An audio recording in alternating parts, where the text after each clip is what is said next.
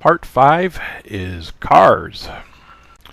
So my son does not yet have a car, even though he's 18 and a senior in high school, and more surprisingly, most of his friends don't have a car either. So I don't know if I'm just a poorer person or live in a poorer area, but in general, kids nowadays are realizing how much cars cost and how much they're getting paid compared to, I say, 20 years ago when I was in high school, and most of us acquired a car, a used car, at some point in time. Um, but anyways, once you get out of high school and you're working, hopefully you got a good enough job, not a minimum wage job. You can probably think about affording a car. Anyways, if you want to afford a car, you'll probably buy several cars throughout your life.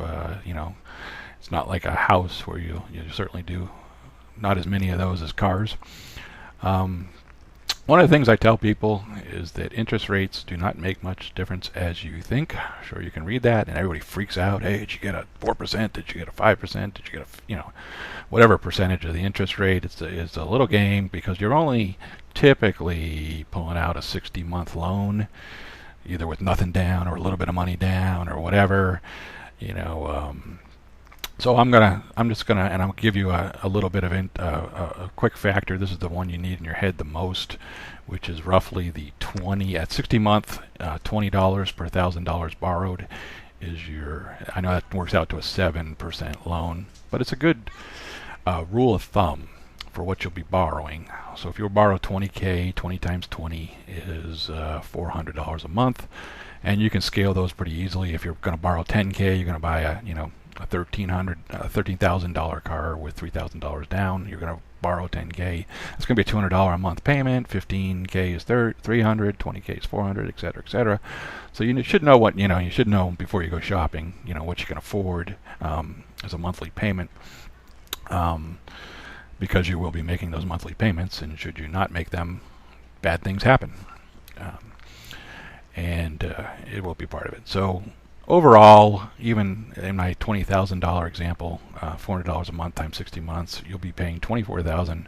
So I know the cost of $4,000 over 5 years sounds like it's atrocious to some people, but just that's the cost of borrowing money. It's only $4,000 at the end of the day, and some of those numbers, that's what it is, right? So, when I look at a 15% loan, by the way, it's gone up to $23 and change.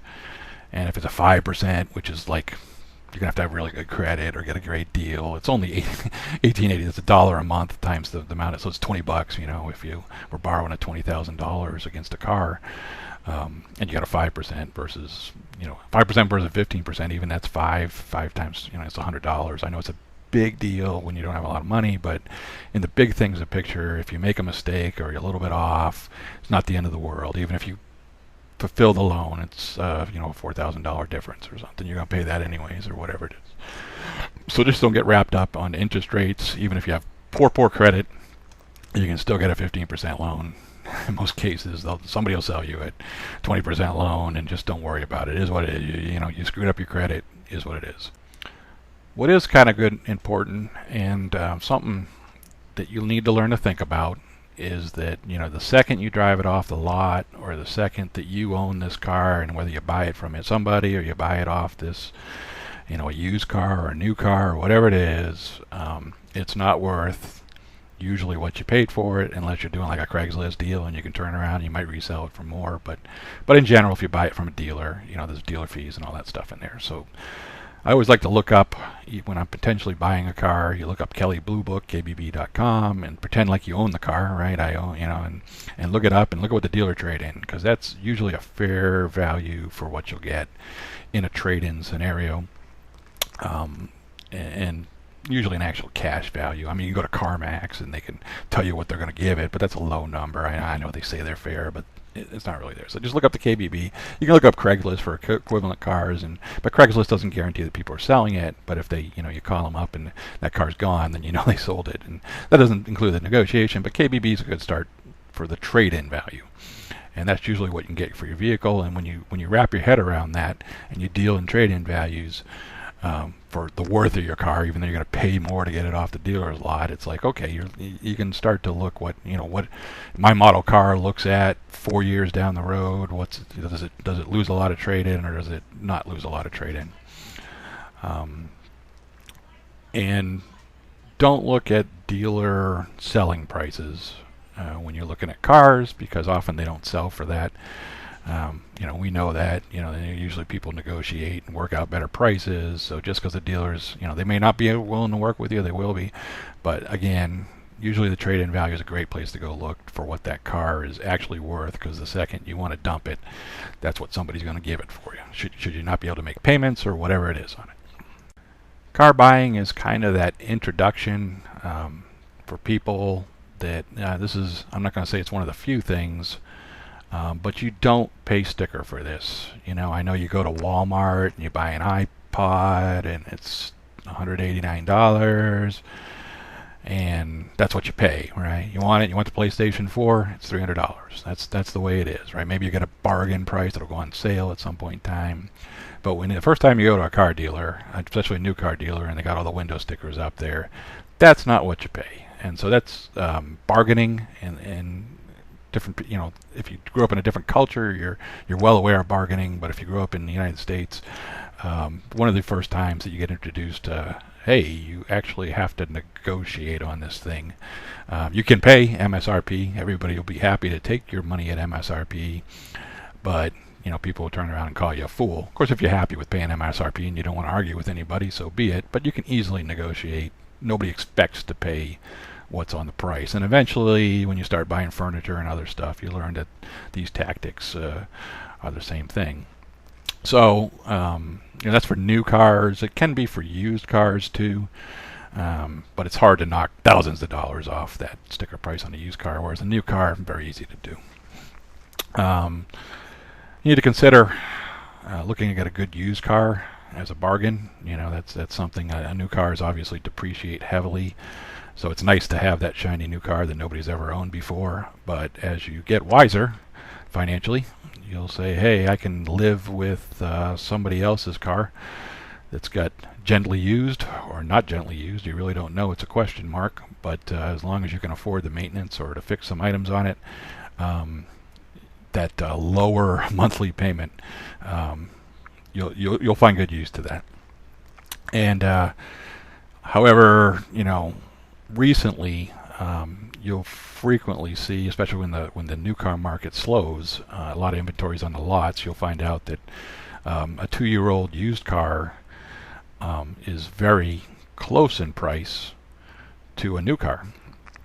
And obviously you want to avoid that scenario, or you need to at least be aware of that scenario. Sometimes people say, hey, I can't buy a new car, so I'll go buy a 2-year-old 2013 Prius, right? And you go and look at it, and you go, hey, it's $17,000, got everything I want. And then you turn around and go, well, brand new one's 21.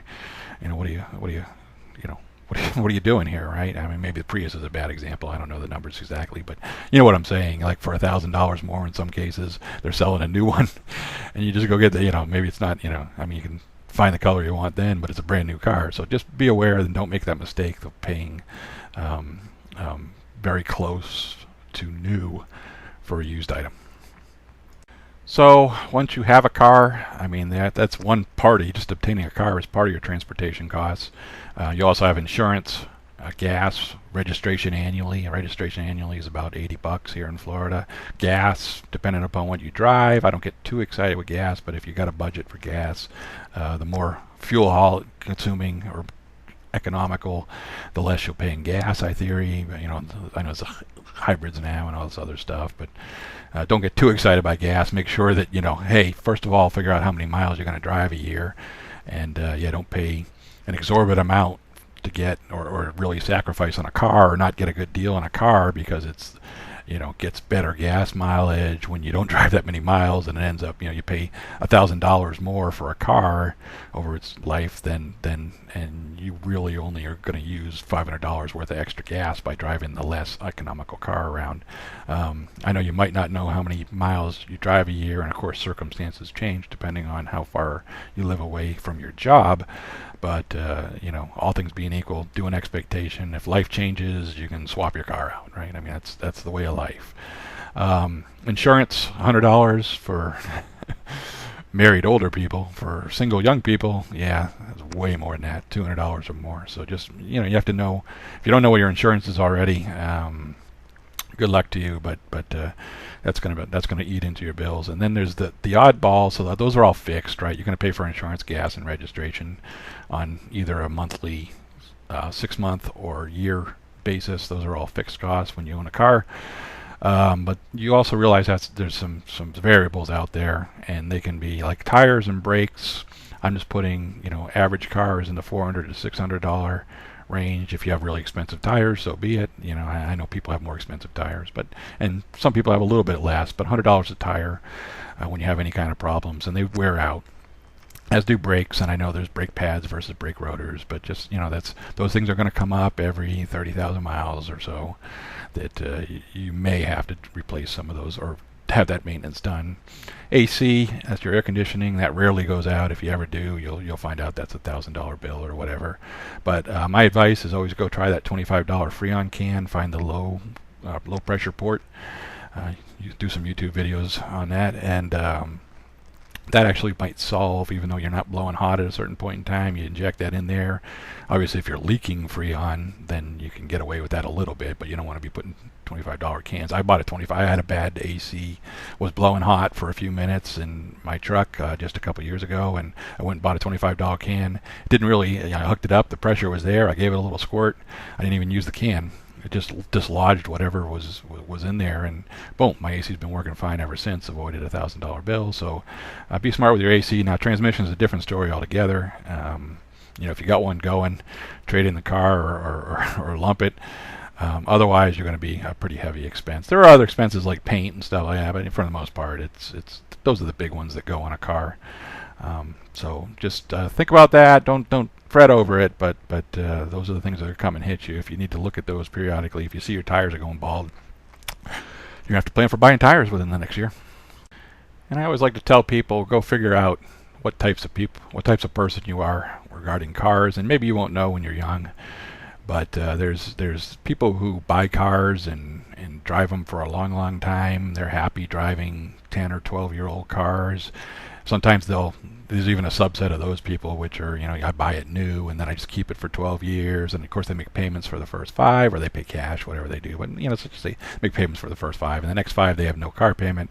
But then they get really, really upset when they have to trade. They have to go make car payments again. So it's a little bit of psychological game there. But they get the best value out of their cars.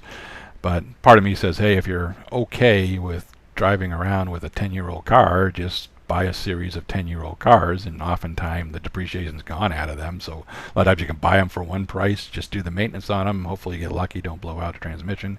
Maintenance is fairly cheap in that case. Do some oil changes and maybe pay for a tire set of tires every couple of years, and then just trade it, and you almost have no depreciation. So, or sometimes you'll make money, right? Depending on the market for old used cars. So if you're happy driving around an old car, I don't know why they buy a new one every 10 years, but at least for 5 years they got a warranty, or 3 years they got a warranty. And the other type I have here is what I think the majority of people, and I may be false in my assumption of this, but it's your mindset that and there's nothing wrong with it. It's just that you drive your car for less than 5 years, and you're gonna either trade it in or get a different one or whatever. You might buy used cars all the time and then trade those in, or you might buy new cars. I know people buy new cars every 2 years, right? And eat the whole depreciation. Sometimes people lease cars. It's the same type of thing.